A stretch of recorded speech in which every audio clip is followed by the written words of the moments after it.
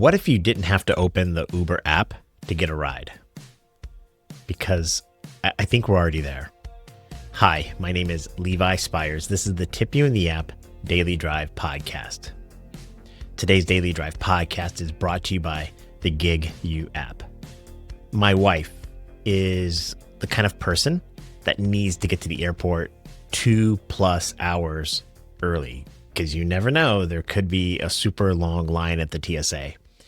And I think her flight out was going to be like 5:30 in the morning. So, I'm the Uber driver and I'm not flying with her, but she wants me to take her to the airport, of course. Now, I told her it takes right around 35 minutes to get from our house to the airport. And the reason why I know that is because, I don't know, I'm an Uber driver and I've probably done that trip a million times now to go pick up somebody at the airport. But to prove it to her, I opened up Apple Maps and I was like, look, here, it takes 35 minutes, give or take. And so we were kind of planning that trip out. And that's when I noticed there was a little guy in the Apple map raising his hand like he's hailing a cab.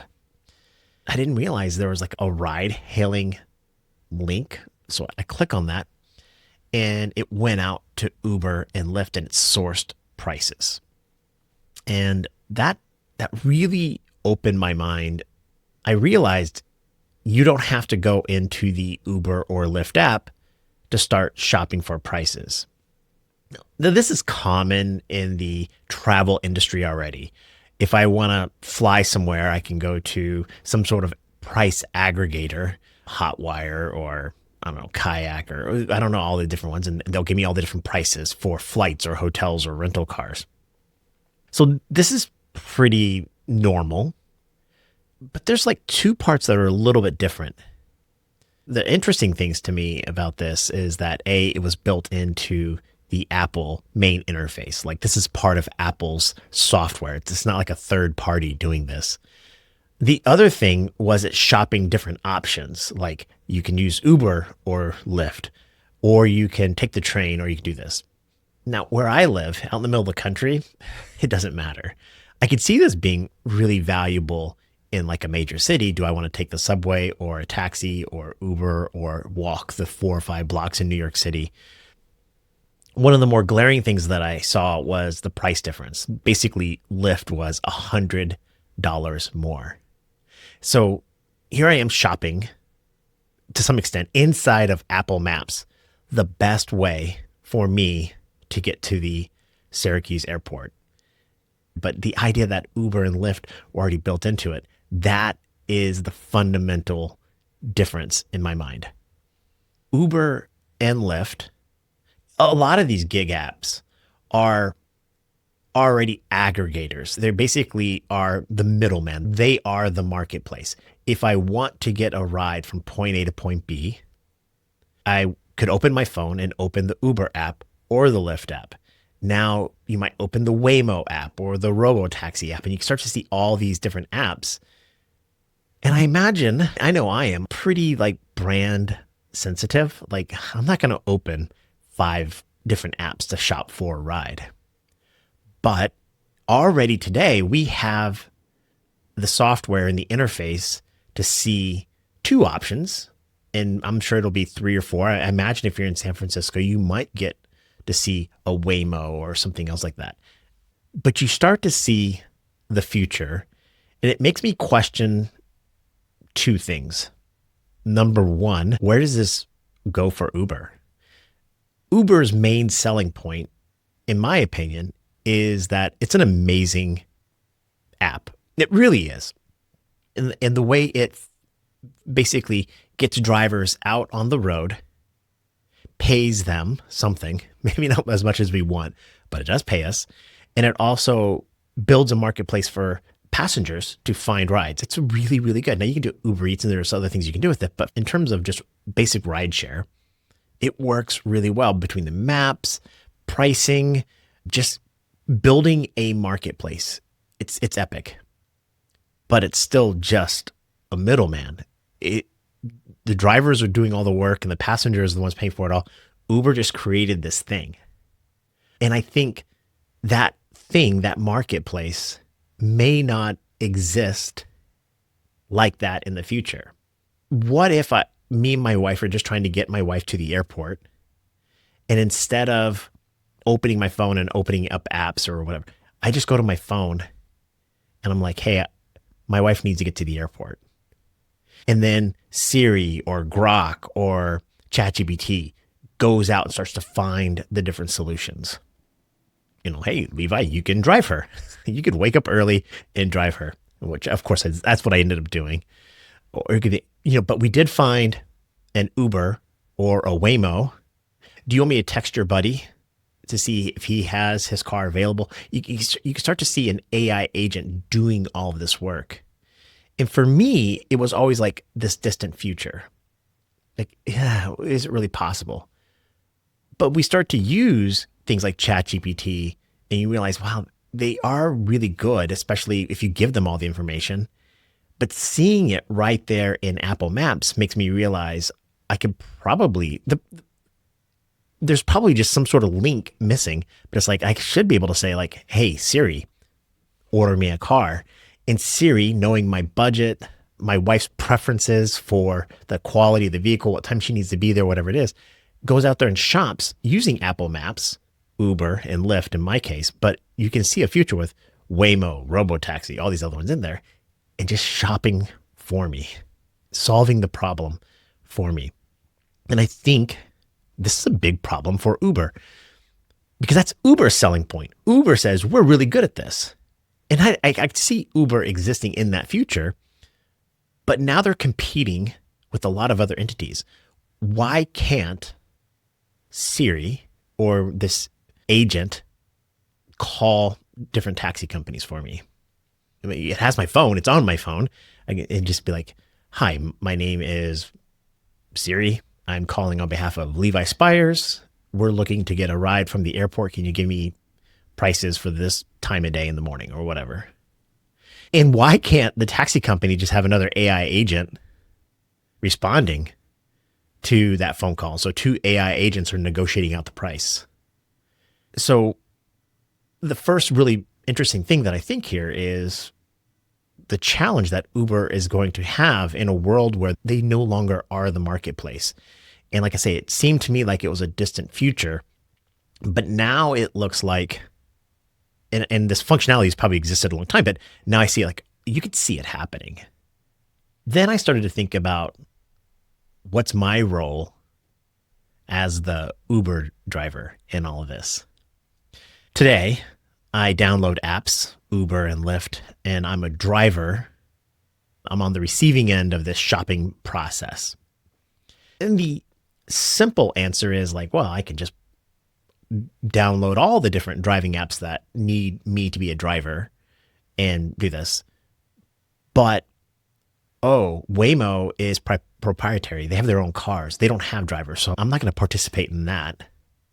Uber does have some autonomous functionality. They're trying to partner with Waymo. They're building their own cars. So they're out there, but am I going to play with Uber in that world? Do I just create my own taxi company?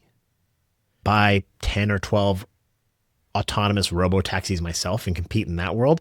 Do I also upload my Tesla robotaxis on the Tesla network too? So I have my own, you can just call me directly or you can reach me through robotaxis. And then how do I build that out?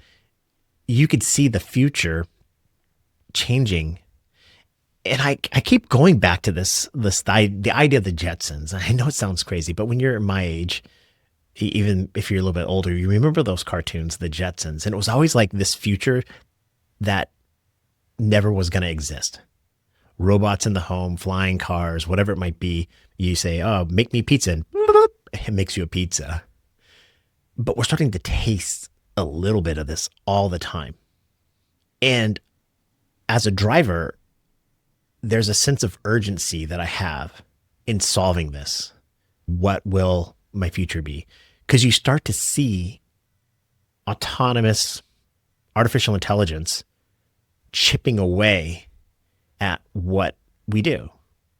Even like recording this podcast, I had this idea maybe 2 or 3 weeks ago, and I just find myself opening up ChatGPT and kind of talking about how do I want to address this subject.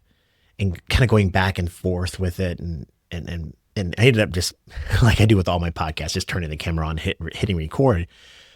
But you just see it chipping away a little bit, a little bit, a little bit. And I'm not sure where I fit in the future and what path I have to take, but I have to make a decision. We have to make a decision because there is a point in time in the future where I can't just download one Uber app or Lyft or whatever and just have that as my gig income or my sole source of income. The industry is changing. The world is changing. And I think we're all trying to find our new spot in that world. Do you know what you're going to do in the future? Do you believe that you're going to have a job doing what you do right now, whether it be driving a car or working as a software engineer or whatever, in 5 years? My podcast about tipping, and if you hate tipping, I came up with some solutions to the mentality of us as tippers, why we might want to overcome our frustration, our tipping culture is out of control kind of mindset. So I posted some ideas and I loved a lot of the responses. And I think Hash Force made probably the best comment, and I want to kind of address it here. He goes, a tip used to mean something, but not anymore. Problem with tipping now is people expect they should get a tip because they're entitled to it, regardless of their service, whether they deserved it or not. We had a really good chat, and you can go read that comment more. But I think the couple things that stood out to me was like people expect to receive a tip because they're entitled to it, regardless of whether their service was good or not. And I think that's a really interesting perspective. Could probably use its own podcast, but really quickly, when I'm giving a tip, assuming they earned it, and I've never ever said you should tip for bad service, but let's just say they gave you the service that you expected and maybe they exceeded your expectations. Why do I care what that person's expectations are? I'm giving the tip for the performance that was the service that was given. And let's say somebody gives me bad service. I don't care if they expect a tip. And I'm thinking to myself, what's really interesting is a lot of people's frustrations, and I think Hash Force here expressed it pretty well, is like, it's like they expect a tip. You know, they gave me bad service, yet here they are handing me a receipt and it says, you know, expected gratuity, 25% or whatever the number is. My expectation is that I want my water filled all the time and I want my food to come out hot and I don't want my order to be messed up or whatever my expectations are. And if the server met those expectations, I know I'm in a restaurant, so tipping is part of our American culture. I'm going to tip. I just don't care what the waiter or waitress or Uber driver or anybody else what their expectations are. And I think that deserves a full podcast episode. Just kind of like, why do we care what other people think? Another one would be like, when we're driving, why do I care what other drivers think? Now there's rules of the road, don't go slow in the left-hand lane and all that kind of stuff. But I don't know those people and I don't care what they think or what they expect. So it's interesting when it comes to tipping, people are frustrated, like this Hash Force. He's like, it's frustrating that I get bad service and yet they expect a tip. I'm like, well, you still have control. Just don't tip.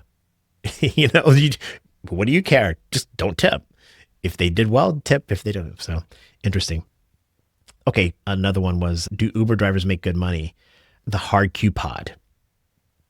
He was really interested because I talked about an Uber driver that had claim revenue of about $1.4 million over about 6 years. And everybody just honed in on that. How did he make $1.4 million? What was his miles? What city did he drive in or whatever? And I will produce a podcast when I talk with him specifically. That wasn't the point of the podcast though. Whether it was $1.4 million or $14,000, the point was he was happy. He was satisfied. Now, 1.4 million makes it seem like it's obvious to be happy. If you're making $1.4 million over 6 years as an Uber driver, what I did was I used that in contrast to the extreme where I got a 1 cent tip. And now, if I were to get a 1 cent tip, should I ever drive again? And if I get $1.4 million, would I drive again? And that was kind of the idea, the concept behind that is that there's 10 million some odd potential Uber drivers in the world, whether they're active or not, doesn't even matter. Uber has no problem filling supply of drivers, which means people are happy with whether it's 1 cent or $1.4 million. Because I'm telling you what, today I'm going to turn that Uber app back on and I'm going to go out and drive, even though I didn't make $1.4 million.